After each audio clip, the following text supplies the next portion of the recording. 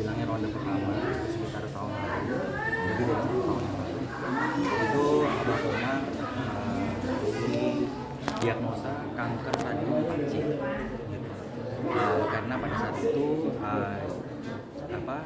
kankernya mengenai usus besar dan sudah sebenarnya merambat ke arah liver. Tetapi alhamdulillah setelah 12 kali kemoterapi, semua kanker itu dengan mukjizat dari Allah Subhanahu wa taala hilang. Sampai CT scan semuanya itu hilang. Nah, namanya juga sel kanker. Jadi memang sangat common atau biasa terjadi relapse dari penderita kanker. Dan tampaknya ini adalah ronde kedua. Di ronde kedua kali ini disinyalir bahwa muncul lagi di sekitaran usus, gitu. Nah, oleh karena itu makanya akhirnya dari sekitar beberapa bulan yang lalu dimulailah pengobatan Abah Komar, kembali kemoterapi lagi, dan sudah sampai terakhir adalah 2,5 minggu yang lalu itu kemoterapi ke-8. Nah, itu adalah sejarah atau perjuangan Abah sampai detik terakhir. Dan di detik terakhirnya hasil dari diagnosa dari dokter itu penjalaran dari kankernya sudah merembet kemana-mana. Jadi sudah terjadi metastasis dan sudah terlihat ada penjalaran bahkan sampai ke ginjal, ke lambung dan mulai mengarah ke arah jantung. Jadi memang perjuangan Abah Komar melawan kanker ini, sel kanker ini itu sangat luar biasa. Karena memang terakhir itu 2020 itu masih sehat, tapi memang ada ini sudah ada stok. Ya, itu kondisinya masih segar, masih sehat banget ya. Masih lama untuk berjuang ini ya. Alhamdulillah kita keluarga itu bersyukur karena kita tuh dulu waktu ronde pertama kita udah mengira waktunya sulit, tapi ternyata diberikan kesembuhan. Kita diberikan waktu setahun lagi sama Abah, itu sampai dengan kali ini akhirnya meninggalkan kita. Berapa lama dirawat di rumah sakit? Dirawat di rumah sakit itu sudah sekitar 2 mingguan lah. Ya, jadi 2 minggu itu setelah kemoterapi ke-8 kebetulan ada komplikasi. Gitu. Jadi waktu itu Abah itu memiliki komorbid asma. Gitu. Jadi ketika setelah kemoterapi ke-8 asmanya naik. Nah, oleh karena itu pihak dari kedokteran dokternya bilang bahwa sebaiknya dirawat intens dulu, rawat inap di RSUD Kabupaten Tangerang. Akhirnya kita rawat inap, tapi lambat laun tampaknya kondisi dari beliau menurun gitu. Jadi rawat inap, kemudian akhirnya 2 hari terakhir ini beliau masuk ke ICU gitu. Nah, di ICU ini cuma 2 hari gitu. Semalam sudah ada peningkatan dari dokter bahwa ini kayaknya dari tensinya sudah mulai melemah, dari napasnya sudah mulai tampak sangat berat, jadi akhirnya kita pasang ventilator dan akhirnya hari ini tadi jam 17.21 beliau masuk. Tapi sempat bolak-balik ke rumah sakit kontrol gitu nggak sebelumnya atau langsung dirawat selama 2 minggu? Lebih bolak-baliknya karena proses kemoterapi. Mas, katanya kemarin Pak Haji Komar sempat nggak bisa makan terus lewat selang katanya makannya itu Kondisinya.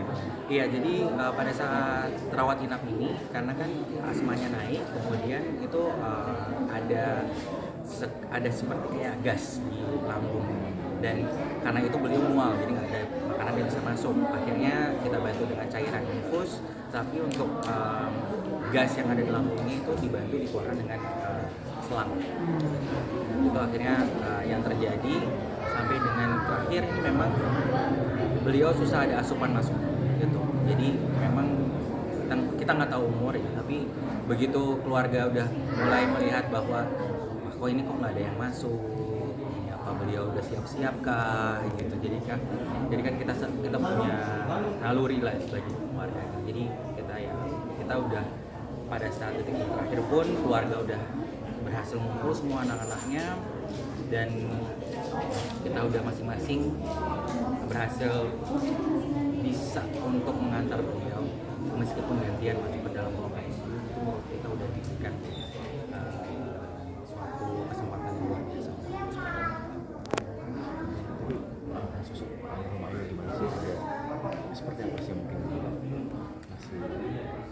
adalah anak yang paling tua. Iya. Nah, paling pertama adik saya ada 6, saya ada 5. Total beliau ada 6.